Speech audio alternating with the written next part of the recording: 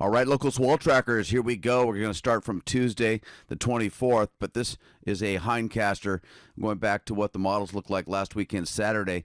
This is the guy right here, came off of Japan, partially captured fetch, has a, well, the center kind of moves northeast, east-northeast, but take a look. It occluded, meaning it stalled and just broadened. The track kind of, again, stalled, allowing for a very broad, wide fetch. Take a look at that. That is a big one. We're going to see this thing hit the buoys here Tuesday.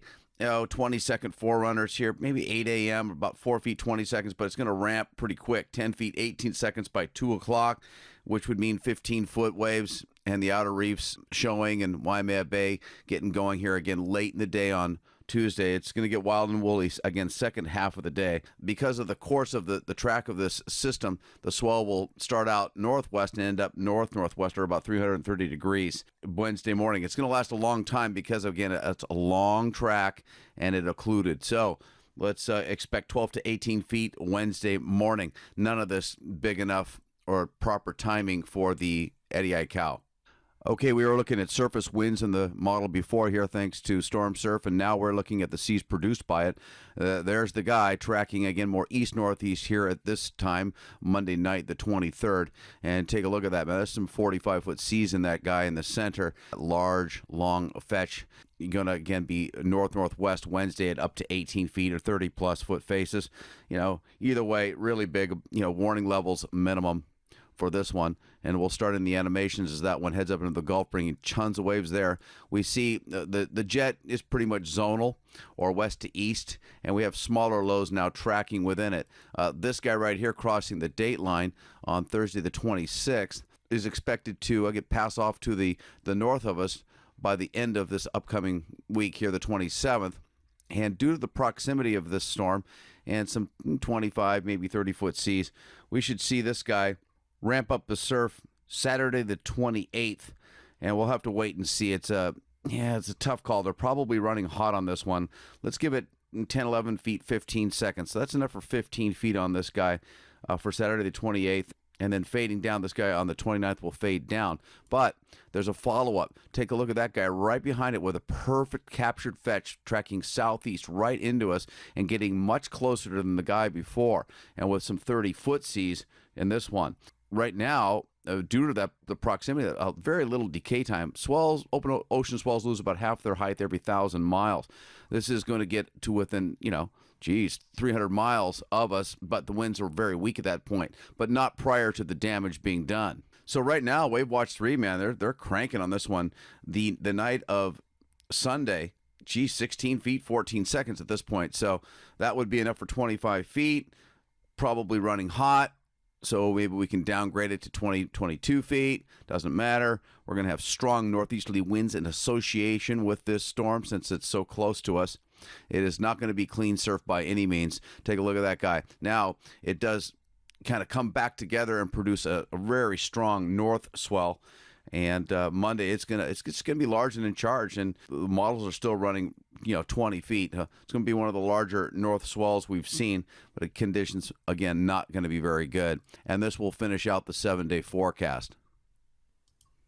As far as what we've been seeing down under, it has been rideable in town. It's been an average of 2 feet.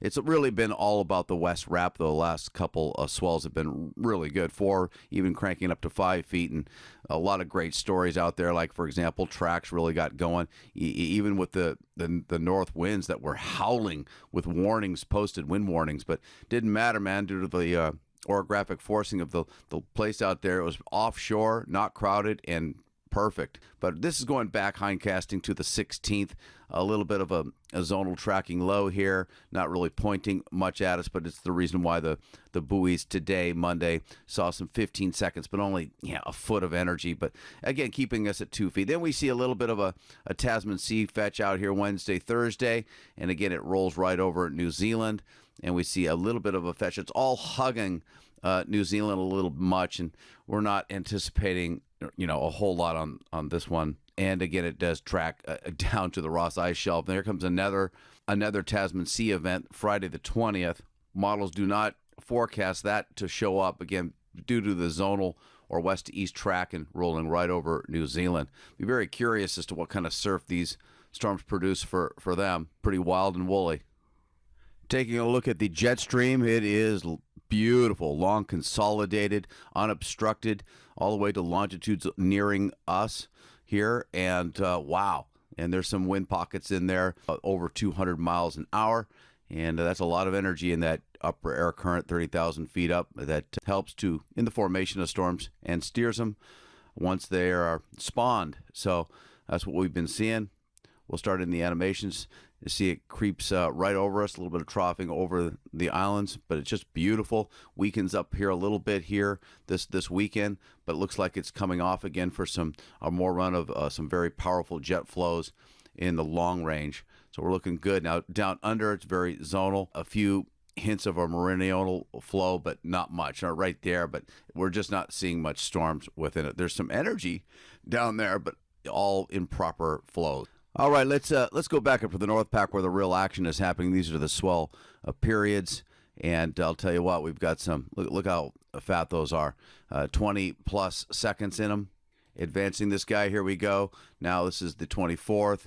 You can see how it's filling in from the northwest, and it will veer to the northwest, but that is plenty of energy heading up into the Gulf for the west coast and hitting us with some 20-second forerunners in the morning here Tuesday.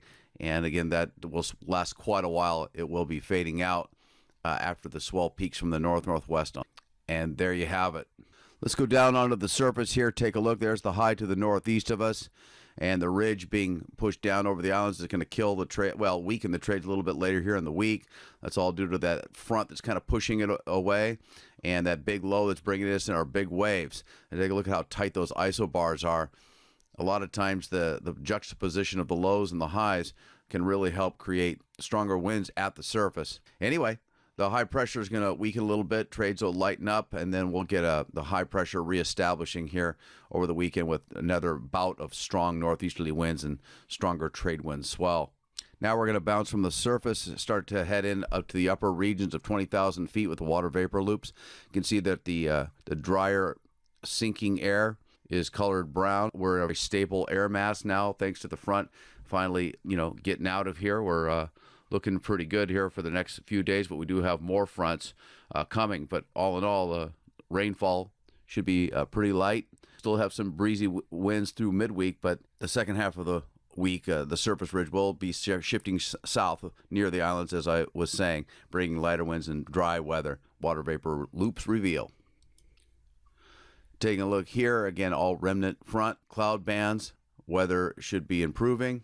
Drilling down, you can see the intertropical convergence zone staying put off to our east and south of us. Highs are going to be about 80, lows about 60 to 65, depending on if you're on Wahiwa or Eva Beach. The reflective loops showing still quite a bit of rain here in the Molokai Channel. A lot of rain to the southeast of the Big Island, and anyway, a clump of showers there off to the Oahu. Quite a bit. It will not be here Tuesday morning, but that's what I'm seeing here on Monday night. Definitely not as cold as it's been, though. I wanted to show you the quick scat data. These are the actual wind measurements. There's the storm right here. I wanted to bring those winds in a little closer. You can see very broad, wide fetch, good winds. A lot of it in just the strong gale, but with 45 knots, that's considered severe, and we'll have some pretty severe surf, only for the experts. Alrighty, here we are, the beautifulwindytv.com. We've got the waves and swell here showing you all the activity.